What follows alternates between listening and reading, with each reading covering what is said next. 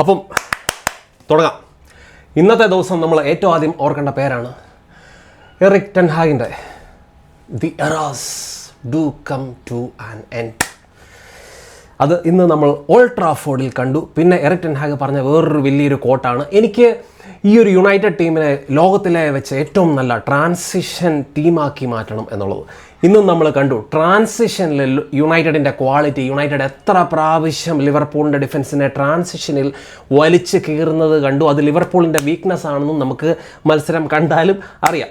അപ്പം നമ്മൾ മത്സരത്തിന് മുന്നേ ഉള്ള ലിവർപൂൾ എന്ന് പറയുന്ന ഫുട്ബോൾ ക്ലബിൻ്റെ ഉള്ളിലും അതിൻ്റെ പുറത്തും ഒക്കെയുള്ളൊരു ആത്മവിശ്വാസക്കുറവ് അത് ഇങ്ങനെ എടുത്തെടുത്ത് അറിയാൻ പറ്റുന്നുള്ളായിരുന്നു പലരുടെ റിയാക്ഷൻസ്, പ്രത്യേകിച്ച് ഫാൻസിൻ്റെ റിയാക്ഷൻസ്. സീസണിൻ്റെ ആദ്യം തുടക്കത്തിൽ ആ ഒരു ടൈറ്റിലിന് വേണ്ടി കോമ്പീറ്റ് ചെയ്യുന്ന അത്രയ്ക്കും ഇമ്പോർട്ടൻ്റ് ആയിട്ടുള്ള മാച്ച് അല്ല, ഞങ്ങൾക്ക് വലിയ താല്പര്യമില്ല എന്നുള്ള രീതിയിലാണ് ഫാൻസ് പലരും റിയാക്ട് ചെയ്തുകൊണ്ടിരുന്നത്. പലരുടെയും ഒരു ആഗ്രഹം എന്ന് പറയുന്നത് അറ്റ്ലീസ്റ്റ് ഒരു ഡ്രോ, തോക്കാതെ എങ്ങനെയും ഒരു ഡ്രോ പിടിക്കുക എന്നുള്ളതായിരുന്നു.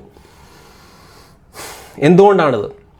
ക്ലബിൻ്റെ ഉള്ളിൽ പ്ലെയേഴ്സിൻ്റെ ബോഡി ലാംഗ്വേജ്, പ്രത്യേകിച്ച് കോച്ച്, നിങ്ങളുടെ മെയിൻ മാനായിട്ടുള്ള കോച്ചിൻ്റെ ബോഡി ലാംഗ്വേജ് ആണല്ലോ നിങ്ങളുടെ പ്ലെയേഴ്സിൽ റിഫ്ലക്റ്റ് ആകുന്നത്. അപ്പം പ്ലെയേഴ്സ്, ആ ഒരു കോച്ചിൻ്റെ ബോഡി ലാംഗ്വേജ് പ്ലെയേഴ്സിലോട്ട് റിഫ്ലക്റ്റ് ആകുന്നു. ആ ഒരു പ്ലെയേഴ്സിൻ്റെ കോൺഫിഡൻസ് ആരാധകരിലേക്ക് വരുന്നു. അങ്ങനെ ആകപ്പാടെ ലിവർപൂളിന് ചുറ്റും ഒരു ആത്മവിശ്വാസക്കുറവ് മത്സരത്തിന് തൊട്ട് മുന്നേ ഉണ്ടായിരുന്നു. അത് മാച്ചിൽ നല്ല രീതിയിൽ കണ്ടു. സെക്കൻഡ് ഹാഫിൽ നിങ്ങൾ നോക്കൂ, സെക്കൻഡ് ഹാഫിൽ നമ്മൾ ആ ഒരു 2 ഗിഫ്റ്റ് കൊടുത്തില്ലായിരുന്നെങ്കിൽ ലിവർപൂൾ ഈ ഒരു ലിവർപൂളിന് ആ ഒരു എന്നാ പറയുന്നത് ഒരു നാണക്കേട് എന്ന് പറയുന്ന സംഭവത്തിൽ നിന്ന് രക്ഷപ്പെട്ടത് ശരിക്കും നമ്മൾ കൊടുത്ത ആ 2 ചാൻസസ് ആണ്. ലിവർപൂൾ എന്താ ക്രിയേറ്റ് ചെയ്തത്? ഒന്നും ക്രിയേറ്റ് ചെയ്തിട്ടില്ല. ലിവർപൂളിൻ്റെ XG 0.89, അവിടെ നിന്നാണ് 2 ഗോൾ അടിച്ചിരിക്കുന്നത്. ആകപ്പാടെ ഒരു ബിഗ് ചാൻസ് ആണ് ലിവർപൂളിനുള്ളത്, അത് അവർ കൺവേർട്ട് ചെയ്തു. നമ്മുടെ XG നോക്കിയാൽ 2.14, നമ്മൾ 3 ബിഗ് ചാൻസ് ക്രിയേറ്റ് ചെയ്തു, അതിൽ 2 നമ്മൾ മിസ് ചെയ്തു. 3-2 എന്നുള്ള സ്കോർ ശരിക്കും നമ്മുടെ പെർഫോമൻസിൻ്റെ ജസ്റ്റിഫൈ ചെയ്യുന്ന സാധനമല്ല. അറ്റ്ലീസ്റ്റ് ഒരു ഗോളും കൂടെങ്കിലും 4-2, മിനിമം 4-2 നമ്മൾ സ്കോർ ചെയ്യേണ്ടതാണ്. നമ്മൾ പലപ്പോഴും ഓൾഡ് ട്രാഫോർഡിലാണേലും ആൻഫീൽഡിലാണേലും യാതൊരു വ്യത്യാസവും ഇല്ലാതെ നമ്മുടെ ടീമിന് മുകളിൽ ആധിപത്യം സ്ഥാപിച്ചുകൊണ്ടിരുന്ന ടീമാണ് ലിവർപൂൾ എന്ന് പറയുന്ന ടീം. അവരുടെ ബോഡി ലാംഗ്വേജ്, അവരുടെ ഫാൻസിൻ്റെ ഒരു അഹങ്കാരം എന്ന് പറയുന്നത് പോസിറ്റീവായിട്ടുള്ള രീതിയിലാണ്. അവരുടെ ടീമാണ് ബെറ്റർ എന്നുള്ള ആ ഒരു അഹങ്കാരമൊക്കെ അവർക്കുണ്ടായിരുന്നു. പക്ഷേ ഇപ്പം പയ്യെ സ്ലോട്ടിൻ്റെ ഈ ഒരു ലിവർപൂളിനെ നോക്കുമ്പോഴത്തേനും ലിവർപൂൾ ഫാൻസിനും ആ ഒരു കോൺഫിഡൻസ് ഇല്ല എന്നത് കാണുമ്പം ഉള്ളിൽ നിന്ന് ഭയങ്കര ഒരു സന്തോഷമുണ്ട്. പ്രത്യേകിച്ച് ഇന്നത്തെ മത്സരത്തിൽ 3 ഗോള് നമ്മൾ സ്കോർ ചെയ്തെങ്കിലും കോബി മെനു എന്ന് പറയുന്ന ആ ഒരു പ്ലെയറിൻ്റെ ഗോള് അത് വന്നപ്പോൾ അത് ശരിക്കും നമ്മുടെ ഒരു കംബാക്ക് ഗോളായിരുന്നു. 2-2 സമനിലയിൽ തീരണം എന്നായിരുന്നു ലിവർപൂളിൻ്റെ ആഗ്രഹവും. അപ്പോൾ അവിടെ നിന്നോണ്ട് തിരിച്ച് വന്ന് കോബി മെനു ആ ഗോൾ സ്കോർ ചെയ്തു. കോബി മെനുവിന് പുതിയ കോൺട്രാക്റ്റ് കിട്ടുന്നു. അങ്ങനെ ഒത്തിരി പോസിറ്റീവായിട്ടുള്ള കാര്യം. Player of the match Kobbie Mainoo ആകുന്നു. ശരിക്കും പറഞ്ഞാൽ ഇന്നത്തെ മത്സരം കാരിക്ക് ജയിക്കുമ്പോഴത്തേനും ഉണ്ടാകാൻ പോകുന്ന മുന്നോട്ടുള്ള കാര്യം എന്താണെന്ന് വെച്ച് കഴിഞ്ഞാൽ കാരിക്കിന് തന്നെ ചാൻസ് കിട്ടാനാണ് സാധ്യത. കാരിക്കിന് ഈ ഒരു സമയത്ത് ശരിക്കും പറഞ്ഞാൽ ഈ ഒരു വലിയ ടീമുകൾക്കെതിരെ, പ്രത്യേകിച്ച് ഈ ലിവർപൂളിനെതിരെ യുണൈറ്റഡ് ഡോമിനൻ്റ് ആകാനുള്ള മെയിൻ കാരണത്തിൽ ഒന്നായിട്ട് ഞാൻ വിശ്വസിക്കുന്നതെന്ന് വെച്ചാൽ ലിവർപൂളിൻ്റെ ഡിഫൻസ് അത്രയും കോമ്പാക്റ്റ് അല്ല. ഓഫ് ദ ബോൾ അവർ അത്രയും കോമ്പാക്റ്റ് അല്ല, സ്പേസസ് അവൈലബിൾ ആണ്. അത് നമ്മുടെ ഗെയിമിനെ എലിവേറ്റ് ചെയ്യുന്ന ഒരു ഘടകമാണ്. അപ്പോൾ അതിനെ നമ്മൾ ക്യാപിറ്റലൈസ് ചെയ്തു. ട്രാൻസിഷൻസിൽ അവരെ കീറി മുറിച്ചു, ഗോളുകൾ സ്കോർ ചെയ്തു, ഡോമിനേറ്റ് ചെയ്തു, പ്രസ് ചെയ്തു, അഗ്രസീവായി. ഇതെല്ലാം നമ്മൾ കണ്ടു.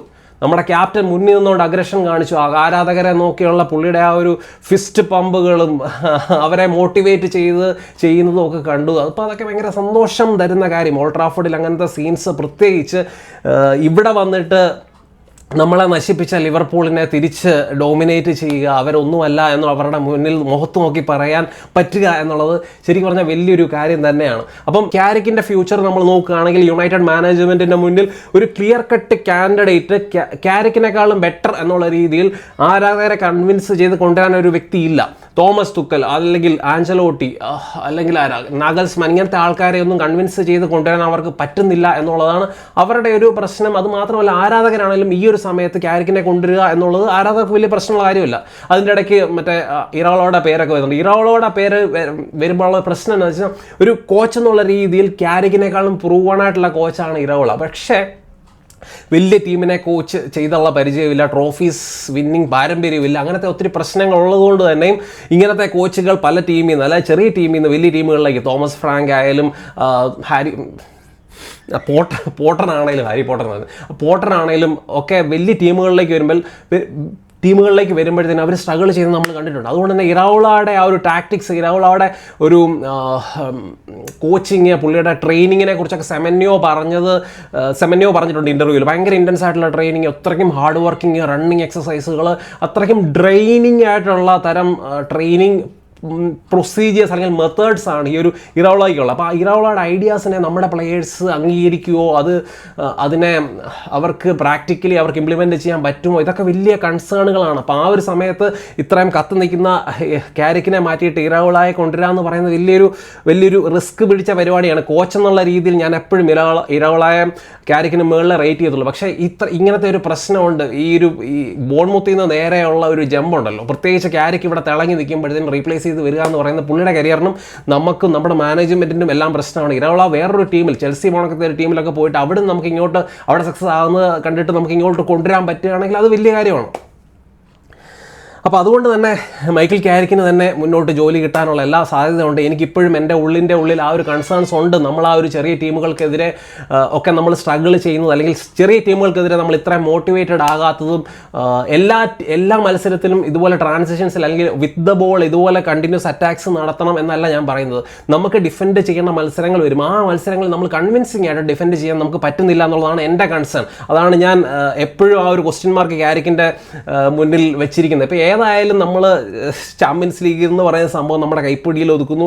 ടോപ്പ് 3യും 3rd സ്പോട്ടും, ഇപ്പം ലിവർപൂളിനെ തോപ്പിച്ചതോടെ ഏകദേശം 3rd സ്പോട്ടും നമ്മൾ കൈവിടത്തില്ല എന്ന് തന്നെയാണ് എൻ്റെ പ്രതീക്ഷ. അപ്പം എന്തുകൊണ്ടും നല്ല പോസിറ്റീവിൽ നിൽക്കുന്ന ഈ ഒരു ടീമിൽ നിന്ന് ഒരിക്കലും മൈക്കിൾ ക്യാരിക്കിനെ അവർ ഒന്നും ചെയ്യത്തില്ല. കാരണം മൈക്കിൾ ക്യാരിക്കിന് തന്നെ ജോലി കിട്ടും. പക്ഷേ കോൺട്രാക്റ്റ് കൊടുക്കുമ്പോൾ കുറച്ച് ശ്രദ്ധിച്ച് വേണം. 1+1 ഒരു വർഷത്തെ contract plus 1 more year extension, 2 വർഷം, അങ്ങനെ ഒരു വർഷത്തെ ആദ്യത്തെ വർഷം സക്സസ് ആകുകയാണെങ്കിൽ അടുത്ത ആ എക്സ്റ്റൻഷൻ കൊടുക്കുക. അത് കഴിഞ്ഞിട്ട് ഒരു 2-3 വർഷത്തെ ഒരു കോൺട്രാക്റ്റൊക്കെ കൊടുത്ത് പുള്ളി ഇവിടെ നിർത്താൻ വേണ്ടി ശ്രമിക്കുക. അതായിരിക്കും കുറച്ചുകൂടെ സേഫായിട്ടുള്ള ഗെയിം. ആ രീതിയിൽ തന്നെ യുണൈറ്റഡ് അപ്രോച്ച് നടത്തും. അതിൻ്റെ ഇടയ്ക്ക് സക്സസ് ആകുന്നില്ലെങ്കിൽ പയ്യെ നമുക്ക് ക്രമേണ റീപ്ലേസ് ചെയ്യാം. ഇതായിരിക്കണം യുണൈറ്റഡിൻ്റെ ഒരു അപ്രോച്ച് എന്ന് തന്നെയാണ് എൻ്റെ അഭിപ്രായം. ക്യാരിക്കിൻ്റെ കാര്യത്തിൽ ഇപ്പോഴും ഞാൻ ഫുള്ളി കൺവിൻസ്ഡ് അല്ല. പക്ഷേ മുന്നോട്ട് ഞാൻ തെറ്റാണെന്ന് പ്രൂവ് ചെയ്യട്ടെ ക്യാരിക്ക് എന്നാണ് എൻ്റെ ഒരു ആഗ്രഹം. അപ്പോൾ മാച്ചിനെ പറ്റിയുള്ള നിങ്ങളുടെ അഭിപ്രായങ്ങൾ തീർച്ചയായിട്ടും ചന്നം പിന്നെ കമൻസ് ആയിട്ട് മറ്റൊരു നല്ല വീഡിയോ ആയിട്ട് കാണാം.